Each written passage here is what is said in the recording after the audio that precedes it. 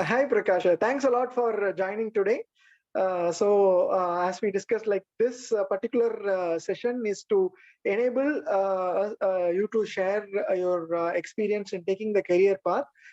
So it will be very helpful for those out there, especially from rural areas or first generation graduates, for whom to know the opportunities out there, not just within the country or outside the country, and what are the challenges they can expect, and what kind of opportunities are awaiting.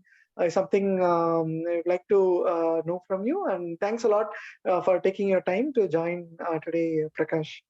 No worries, it's my pleasure, and thanks for having me here. This is the first time Yeah, I'm doing a podcast, so it'd be nice to share my experience so far.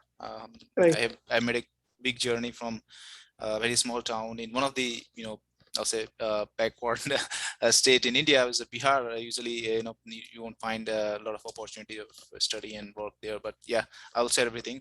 Um, so Right. growing up as a kid, I was always passionate about engineering. Like I used to see some radios and other electronic instrument, and I used to open it and see what's going inside there. I have Mhm. always been passionate about the engineering part. So after high school, I was looking forward to the opportunity I have. Usually this is the same question many of us in that phase would look. Where should we go for to become a doctor, engineer? Where should we go? So my goal was again to be engineer, and in India at that time, things might have changed. There was engineering exam that was happening, AIEEE, IIT. So Right. I set for those exams. I think the first year I was not able to successful, so I took a break for one Mhm. year, did some preparation, and the second year I got a good rank in the AIEEE, and that's how Mhm. I got an opportunity to work in one of the top university in South India, the Southside Right. University. Right. There I joined computer science branch. I studied for 4 years. I did some part-time, a teacher job as well. So it was quite interesting to study as well as, play the role of teacher. That helped to earn a little bit of pocket money. That was very much needed. Mhm. Um, After that graduation, luckily I got opportunity from to work in one of the top IT company, Accenture. And then there was a 2 months of training period in Mumbai, and then I came back to Bangalore. There I worked for almost 4 years. So this is my journey from high school to so far getting into engineering college and then getting a job. There's a lot of challenges that came throughout the period. I can go to the details in a bit, but yeah, this is Right. the journey it looked like. After working for IT, many of my viewers, or your viewers, will notice that whenever you join a IT company in India, they usually don't look into like what you want to become, like what you want to work into. They look for, okay, what roles they are looking for. Like for example, if you're a very good coder, if they're looking for someone doing testing job and some other job, they will direct you to work Hello, on the. Yep. Prakash. I think in between something got broken. Like the voice got interrupted in between. When you were saying, like, as you were going through the IT experience, Yeah. something there, the voice got broken in between, and I think what I spoke didn't catch up. Maybe Oh, you no can worries. repeat that part. Like when you joined Accenture, like what was the kind of project you were working, and how it helped in shaping your career. What kind of experience did you get in the company which helped you to take the next big step, Prakash? Sure. So yeah, after I joined Accenture, I hope you're getting my Yes. clear voice. Okay. Yeah. So yeah, after joining the Accenture, it was interesting. I was assigned to a project which was creating a new tool for one of, I think, European client that we had. So again, my role was there as a functional tester. So most of the, I will say, testing job usually for foreign company, they prefer to do in India. The reason is that Mm. testing job is a lot cheaper here doing rather than doing it in back in US or in Europe. So I got the job as a functional tester. My role was to make sure that the application which was developed is working as expected. There's no any issue, bugs, and things like that. So that was my job primarily when I joined the company. And the reason and this shaped me, it was a very good opportunity to learn from a lot of my colleagues, and also to interact with some of the international clients. Some of them were in Philippines, some of them were in Europe, so it was good experience. But I will say I was not very satisfied with my job there, because I was good in coding, and I was thinking, okay, if I had a coding job, I could have done more. So after second year, I think I started looking for, okay, what I can do more in my area, right? And also I was working with some of the clients, and I was feeling like, okay, it's good to work in a role which is directly interacting with the client. And anyways, I was thinking to do my higher studies, and that was in my mind right from my undergraduate times. So when I did my undergraduate, I was thinking, okay, I'll have to do a master's. I was not sure where I will do, whether it's in India or US, but later I decided, okay, it would be good to get some international exposure. So this again, getting experience of international during my job, including and my plan to do higher studies, and the dissatisfaction that I had in my current job, that I can do more. These all factors lead to think about, okay, I should take a career switch, and first we should take some higher education, and then make a career switch. These three Right. factors helped me to decide I need to do my MBA. Again, there are two options I had, whether I should do MBA or engineering. But during the whole my 4 years of experience in IT, I learned that even if I do masters in engineering, after a few years of work in coding and development, I'll have to manage team. So I thought, okay, why not directly go to the management? Again, it depends upon people to people. Someone who is more passionate to work again in the coding part or development part, they stick around and they do the masters in engineering. My again goal was to just go to the management side. So I did my MBA. So when you decided to do your MBA abroad, like how was your researching experience? Like what, right from researching the various institutes where you can apply, and the exams that needs to be given. Can you please share your experience on that, Prakash? Sure. Yeah, so it's very challenging for anyone who don't have a background. Like I was the first one in my family to either do the engineering course as well as and work in IT field. So I didn't have that someone in my family or friends who can help me. So I did a lot of Google search. So when you search on the internet, you'll find there are a lot of forums are there. One of the forums, I think Gmat study. I don't exactly remember all the forums, but one of them was Gmat study forum, where you can go and you can make an account there, and you'll see a lot of people like you are trying to go into a engineering masters in in foreign countries. So you get a lot of people, same-minded people in a group, and you can discuss. So I learned through this a lot about what are the different exams I have to give, what are the different colleges are there.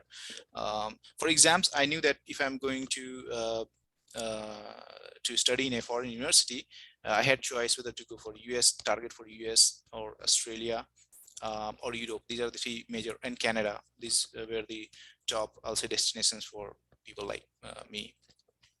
After a lot of discussions and research, I decided, okay, I need to apply for US, because there's more job opportunities and a lot of good things are there. So that was my decision. But again, when I learned about exams, like, okay, there is a Gmat exam that I have to give. I learned that Gmat was one of the exam.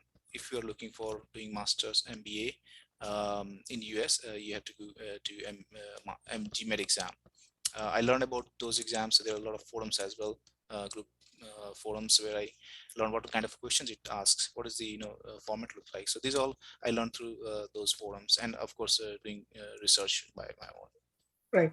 So what was your main stream in MBA degree, and how was it like the shift from Indian education system, and when you go to US, like where were the adjustments needed to happen, and how was that overall experience of studying in the university? What were things that were new, and what were the can you give some overall idea of the course that you studied, Prakash? Yeah, sure. That's a very good question. So what was my stream? So again, in MBA, there are major streams are there where there one is marketing, and there is a finance, there's a supply chain, and there's again a human resource. So these are the major streams where they're in my college. Again, in different college you might get only few, and in other universities you might get more than this. These are the major I'll say streams in masters. Again, so uh, when you do this study, like and what is the difference between study in India and US? I'll go through each of them. So one of the thing is in US you will see there's a lot of focus on doing projects, which usually in Indian university you might not see. In Indian university, based on my undergraduate experience, the thing is like you do a lot of you get a lot of bookish knowledge. You mug up a lot of things, and then you write it in exam that happens every month, 2 or 3 month, and that's how you move forward. In university in US, you will have to do a lot of group project. So it's like your professor in a subject will make a group of 2 or 3 or 4 people, and then you will take up some project, you will do some research, you will present it, and and that's how you get scores for that. So it was a lot of teamwork involved there. And MBA course was a little bit more intense than we had in engineering that I had in India. More intense in the sense there was course happening, there was a lot of group project that we had to do. So intensity, I would say, was is usually more in US as compared to in India. Third What was difference. the university where you did your MBA, and which city in US you are living for Sure, doing the MBA course? sure. Yeah, so I did my MBA from Brigham Young University. So because it's a short form is BYU. That is located in Provo City of Utah. So Mhm. it was one of the top in like 20 MBA programs at that time when I was applying for this MBA university. So that's the location where my college is. It's very close to Salt Lake City, and many people Mhm. have heard about this city. Yeah. Like for Indians or people who come from abroad, what sort of climate can they expect there? Will it snow there? Will it Yeah, be yeah. Utah. sunshine? All? Yep, Utah is a nice place. To be honest, I like the place, but it is cold. So I think almost for 4 months, from I guess from December till April, you'll see a lot of snow there. So it's on the, I'll say, northwest part of the US. So yeah, you'll see a lot of snow. And the summer will also be a little bit intense, but the good thing is that it's a dry. It's not you'll get a lot of sweatings.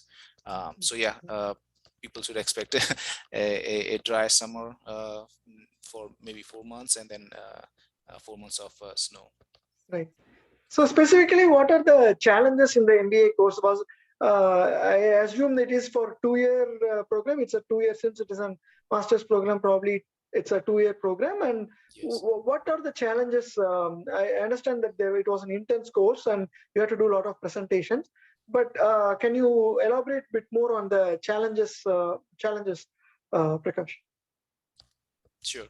So I'll give a quick detail about the structure of the program, and then we'll go through the challenges as well. So the structure is like in US US MBA course, there's a semester wise. There's 4 semester that will happen, and these semesters are like 4 month semester. Sorry, yeah, 4 month semester. So you'll have 2 semesters and then one 4 month period gap that you can use it as a internship. So Mhm. and then after that again there'll be two consecutive last two internship the semester will happen, and then you'll open for doing full-time job. So yeah, this structure is like 2 semesters of 4 months, and then there's one big gap of a couple of months where you can do internship, and then you can come back and again take two additional the semesters, and then finally you'll be good to go for a full-time job. So this is how Right. the structure looks like. Yeah, that's awesome. Like having to do internship during your studies, definitely Yeah. it's a great option. I just wondering, like, can you please give some bit more information on the internship, like right from what kind of job roles that companies were approaching for the program, and how much can a student expect to make during this time? Can he cover his tuition cost? Can he cover his living expense? Will he be able to save some more money during that internship program? So just a little more on the financial aspect of managing during your studies and how the internship can help in terms of improving the opportunities. Yeah, some more information on that. Okay, so I'll go for the first part where you asked about what kind of internship opportunities usually people get there. So it depends upon what streams you are. Like if I was in marketing, I was getting some marketing kind of roles, and there were some of my friends who were in HR. They got Mm, HR role, HR positions as an intern, and yeah, and there's a lot of stream.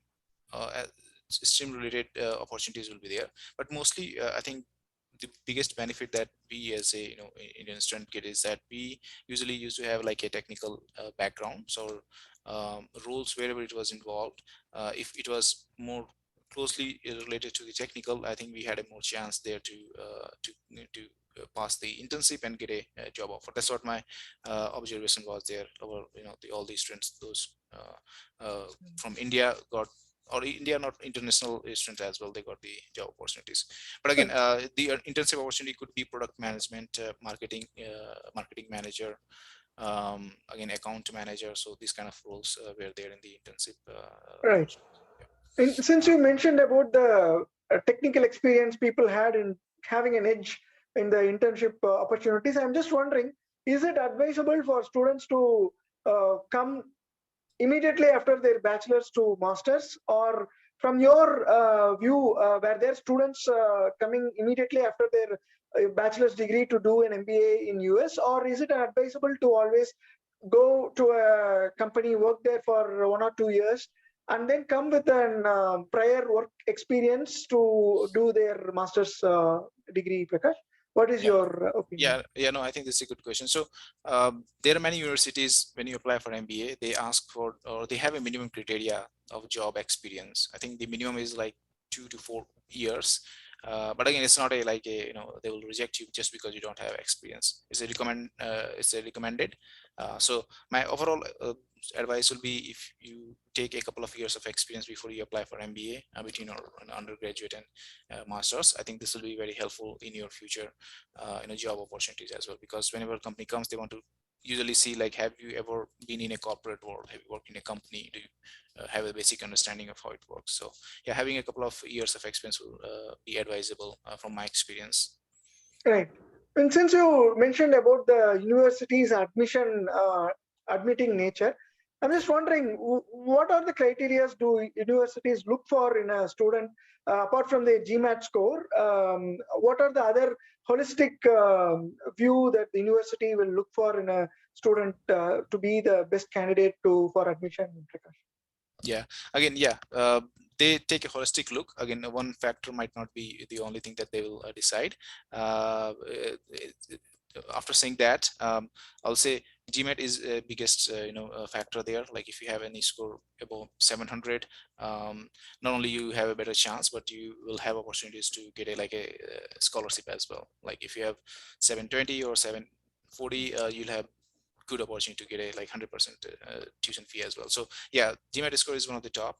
And the second is your background also. Like they want to know like how you have grown up as a in your professional life and personal life also. So they also ask you to write down a statement where they'll like to know what you have done so far, what impact you have made in your not only professional life but also in personal life. So these are the factors I'll say play a bigger role in getting the admission offer. Right. I mean, that's good that you mentioned about the scholarship that the university offer for those with highest marks in the GMAT. So those who get admission without scholarship, what other financial options they have in terms of getting a bank loan from India, or how does that work? Or in terms of financial options that people can get in the US, can they do part-time? If they don't have a scholarship, can they do part-time and manage during their course, or how does that work overall, Prakash? Yeah. So whenever you go for foreign study, I'm sure I'm telling about US, but it might be applicable to other countries as well. First of all, you have to show your university, or the country where you're going, that you have all the finance taken care of before you even leave and join the university or their country. So I had to prove that I had enough bank account, which will allow me to not only study there, but also to pay up my living expense and all those kind of things. So that thing is needed. Now finance can be either, if you are if you have your own your parents, you can show that. In my case, I wanted to take a education loan. So I was looking for, okay, can I get a education loan here in India, or can I get it in US? So in the case of US, you need to have some guarantor there. Without that, you won't be able to, none of the financial institute will be ready to give you any loan, education loan. Luckily, I came across one institute, which is not an American institute, which was a European institute, financial institute called Prodigy Finance. So for Prodigy Finance was giving education loan based upon your score, Gmat score, and the university level where you're going. If it was top tier, they were ready to give. So they helped me secure, I think, I got a scholarship of 33% from my university, and then I think the rest 50 to 60% of the fee worth of money, I got it from as a education loan from Prodigy Finance. And it was an easy process. You just have to submit some documents, and then they'll be they'll reimburse the tuition fee to your college directly. But yeah, it was very unique in the sense that you don't have to have any guarantor in US. So yeah, I think this institute is still there, Prodigy Finance, and I will definitely recommend anyone who is looking for education loan to reach out to that. Right. So you are able to apply to the Prodigy Finance from India before Yeah. leaving the country? Okay. Yes. Yeah. No, amazing, amazing. That's really nice. So it's like most like an education loan. Like, so after you complete your studies, you are expected to pay back the loan to the bank. Yeah. The good thing is that the interest rate that they were charging is even lower than what the Indian banks like State Bank or Indian State Bank or many other local bank used to ask for. So yeah, that was good.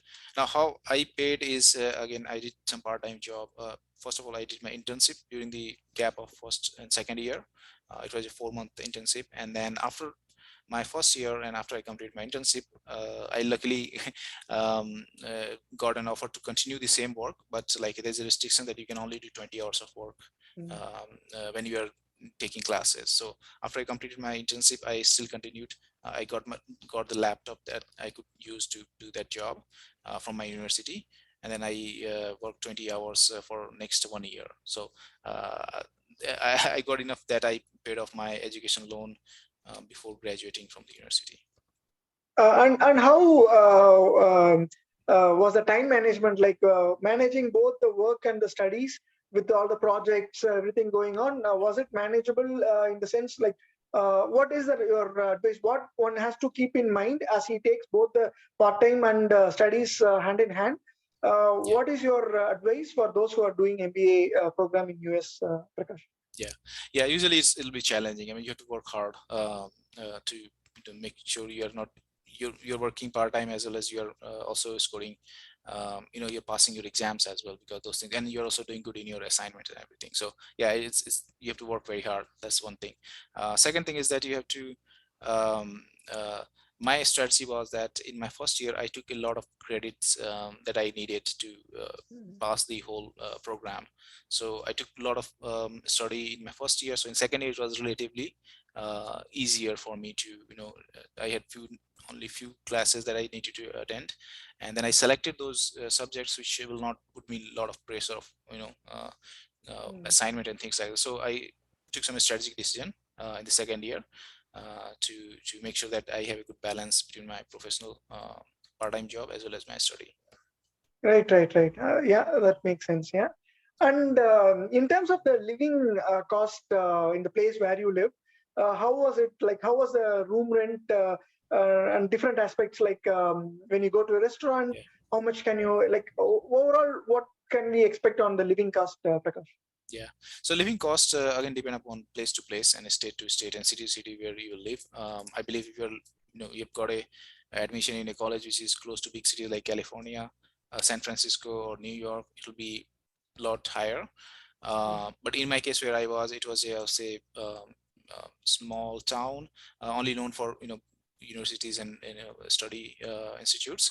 So for in my case, or general, I will say it might range from again 300 to 600 or 800, depending upon if you're opting for a personal room with attached bathroom, or you're living with a shared, where you have two friends living in one room. So it depends upon what kind of location, or the yeah, if you're taking any room near to the university, it will be a little bit costlier than if you're taking someone maybe miles away from the college. But in my case, it all the living costs came around I'll say around 500 to 600 yes, US dollar per month. Mm-hmm. Okay, and were there good public transport connecting Yes, yeah. different places? Okay. Yeah, so good thing is that you'll see many universities, they provide like a free transportation to their students. So you have a student's card and you can get some free rides. In my case, my place where I was residing was very close to university, so I was just taking a walk. I had bike as well, so I'll definitely recommend anyone, um, if you want to make their living cost less, they can definitely, they need to buy a bike, and they can use bike Mm-hmm. to travel. And the universities are usually big, so you'll have one department. So the term bike, what you're using is bicycle, right? Yeah, the Just to bicycle, be sorry. clear. Yeah. Yeah, bike. So here in India we call it like a motorcycle, the bike, but Yeah, not in the US people call bicycle as a bike. um, yeah. right. Yeah, that's awesome. Like, so what was the total tuition fees can we expect? I know there were scholarships and everything, but Yeah. in general, overall, how much can a student expect to cost for doing Yeah. a 2-year program, MBA program? Yeah. So MBA is a little bit costlier than I'll say other program or master's in engineering program. Uh, Usually, I'll say in average it might go from 60,000 to 120,000, 130,000 US dollar. In my case, it was this is subsidized by the church, one of the church in the Utah state. That's why it was a little bit less. Anyways, it come around, I think $60,000 for my full program. Again, without a So scholarship. Without a scholarship. After scholarship, it became, if you remove 1/3 of that, I think it came around 35, around 35 that I had to pay from my right. pocket. I mean, interesting. Like, so the church subsidizes for everyone who study in that university, and Yeah, yeah, okay. yeah. So it is highly subsidized for few group of people, and for Mhm. international people, it is, yeah, it is still subsidized, but it's still higher than what their local people would have paid. Right. Yeah, Yeah. yeah, Yeah, the local people, yeah, the taxpayers, for them, they give extra yeah, benefits, and yeah. for international, yeah. And since you mentioned about the free rides on the buses, how about the health insurance? Like, as a student, what kind of health coverage did the university provided? And can Yeah. you give some information on that, Yeah, Prakash? health insurance is one of the biggest, I'll say, your expense when you come to US. We didn't get any, I'll say, any official help from university. You'll have Mhm. to buy a health insurance, to stay here in US. So, and some of the health insurance is provided directly by university. So university, they have their own department where you can avail it. Additionally, if you're a healthy person, if you don't have a lot of health issues, there are some health insurance, and yeah, it depends upon university to university. University may tell you, okay, you have to take health insurance, which we provide. So in that case, Mhm. there's no any option for you. You have to take that only. And I think it came around around $300 per semester, if I remember Okay, correctly. per semester, 4 months, right? Okay. Yeah, for 4 months. So again, you have to renew it every semester. So that was a thing. And but if you are not, if there's no mandatory rule that you have to use the one which university provide, you can shop around, the market. There's a health market, they call it, where you can see if you have any, less costly or inexpensive health insurance there. Again, it depends upon if you are, good health, you can go for that. If not, then I'll say stick with the one which is provided by university, because those are usually more, I'll say, uh, more efficient health insurance they provide it. So yeah, these are my recommendations. Depending upon your health, Nice. how it is, you can go for either the one which is provided by your university, or you can shop around in the local, the open market. Right. And it's specific to coming to the visa aspect. As you get visa and go to the university, and after that, what kind of support do we get from the university in case of any visa renewal, or any sort of those process? Are there any specific guidance from the university helping the students, for the international students, Prakash? So university have their universities will have their own department who take care of, like, international students. So visa related, again, they will help you. um, uh, I think they help only in getting some,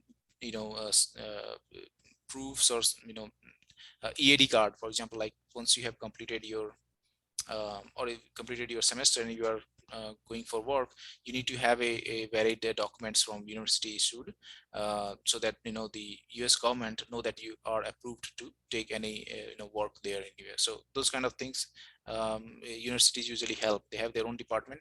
They call it international student department, where they help in these issues. But they won't help you in getting your work visa, like H1B and things like that. They don't work. They don't help in those areas, right? They will Right. only help you uh, related to the visa issued to the student. And as a student, wherever you want to work, in those situations, they will issue a approval that you are approved to work while you are taking the education. I think after completing your course, there is a EAD card that is issued in US, that will allow you to work for, again, it depend upon what kind of course you've taken. If you've taken masters in engineering, you have 3 years to work here. But if you are doing MBA, which is non-STEM courses, you only get 1 year of EAD, OPT, we call it OPT card. So yeah, you have option to work here for 1 year. Within that 1 year, you need to get H1B before, so that you can work more than 1 year. And H1B, if I understand, it's a lottery system, right? So Yes, in it's a 1 year lottery you system. may get Yeah, or not yeah, get, right? yes, Okay. yeah. And on those who do STEM courses, they get a 3-year work permit to work EAD. They call it EAD to work. Yeah. And So is there any? those Yeah. who do STEM course, they get 1 year, but they have option to extend it for 2 year more. Oh, nice. 2 more years, so And MBA totally 3 program years. comes under the STEM, Prakash? No, STEM is more related to engineering, accounting, and these kind of streams. But however, I have learned that in the past few years, there are some universities which is offering a MBA course which is STEM aligned. That means, like, if you do that MBA course, you'll get 3 years of OPT to work here. Right. And for MBA graduates, how does it work out? Like they have to get the work within a year, and they have to get their Yes. H1B within a year? Yeah. So in either MBA or non-MBA, for Masters in Engineering as well, you get a 90 days of time period after you graduate, the day you graduate, to find a job and start working on it. So you have 90 days to search and get a job. And do universities help in the campus placement kind of thing that happens back in India? Yeah, it depends upon university to university. Some university, yeah, again, if the university is very reputed, high tier, many companies will make a beeline. They will come there. They'll directly come and place an offer. If the university is not, that much, higher tier, then you will, again, some companies will come, local companies will come. You have opportunities to apply for that and sit for the interview. In those scenarios, the number of people with whom you're competing will be less. But if the companies are not coming, then you have to apply to their portal. In that situation, like you'll have to compete with students all around the US, right? So that'll be a little more challenging. So yeah, if the companies are coming, in my case, it was a good university. So Amazon, Dell, and many of the Adobe, many of the big companies, they came here. And they hired people directly from the university. But many of the students who could not get into those opportunities, they had to apply online to their portal, many of the companies' portal, and then they secured the job through that approach. Right. I mean, if I understand correctly, like since because there is only 90 days window after graduation, so many of the students will be applying right from their final semesters or Yes, yes, pre-final yes. semester. Yeah. So internship, usually what happens, like in my MBA, I can tell about my MBA. Here, universities, when they bring you here and you start the course, from the day one, they will tell you should start looking for your either in the first year you look for internship, and the second year you start looking for full time.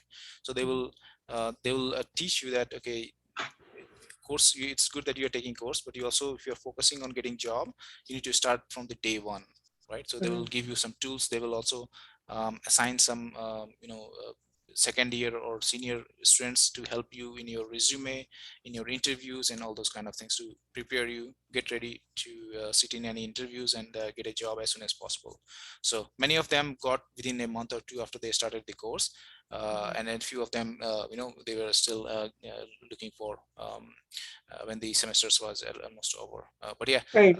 they will ask you to start looking for a job as soon as you land here or when you start the course. Oh, that's nice. Like, and the companies are willing to wait until you graduate to join the Yeah. company. Yeah, So they. some of the companies, like if you've done internship in Amazon, they liked it, the first year, then they will extend you the full-time offer. So you get like a job from there only after completing your internship. So 1 year you will just enjoy the whole next 1 year. But yeah, many companies offer job just after your internship if they are happy with your performance there. Right. Yeah. And are there any some of the learnings that you would like to share with the viewers Yeah. overall, Prakash? Yeah, there's a couple of them, and a lot of them, that some of them I can pick it up here, is about I'll say whenever you come to foreign countries, like whether it's US or Canada, definitely you'll see like a lot of cultural shock. You'll get through that, okay, what's happening here, how the people are working and things like that. So I'll say just take it easy and learn. uh, don't feel intimidated with all those new things that you are seeing, right? You came here in US or Canada or wherever you came because you had some talent, right? So be confident and try to observe what others are doing, but at the same time be confident to show your skills and everything. Yeah, don't get intimidated. That's one of the things that I have felt myself and many of my colleagues who were there in the same situation. So that's one thing. And second thing, again, don't focus on GPA. Or like in India, when you join the engineering college, you look for a CC, the score, how much you score you are Yeah, getting, like CGPA. Right. CGPA in our Right. universities. And many of my colleagues were college students were too much focused on getting like 9 score. So yeah, when you come to US, again, most of them, at least in my situation, was that they came here to find a job opportunities, like again, take a master's course, but also to find a job opportunities. So I'll say when you come here, your primary goal would be to find a job, like internship first. In the first year it will be internship, and the second it will be the final year. Keep your, again, here we call it GPA, to the bare minimum, where it will not create a challenge. Like some of the companies which comes here, they look for what is it, they filter out those students who don't have good GPA. Usually it will be like 3.5 or 3.6. If you have out of 4, if you have 3.5 or 3.6, you should be in a good position. You can you can appear in many of the companies, and it look decent. Don't target for 4 out of 4 and invest a lot of time and do not focus on getting a job. So don't do that. So that's one of the suggestions I will have. On the finance part, I will say that whenever you come here, I think you should first get your SSN.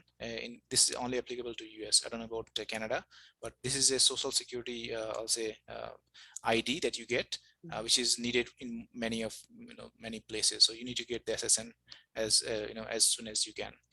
And second is to get a credit card, because in in India you might not have such issues, but in US when you come here, even if you take a loan or something like that, they will see for your credit score, like how your credit journeys are.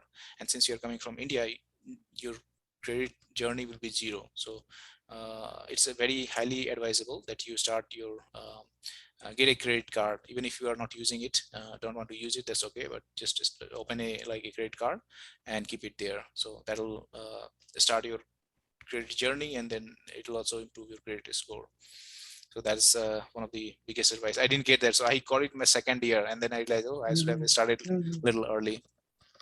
And again, I told you in the previously, like MBA, there are some MBAs which is STEM STEM enabled, so that if you take those MBA, you will have like 3 years OPT to work here. So look out for those if possible, unless if you are focused and determined to join one particular university, that's totally fine.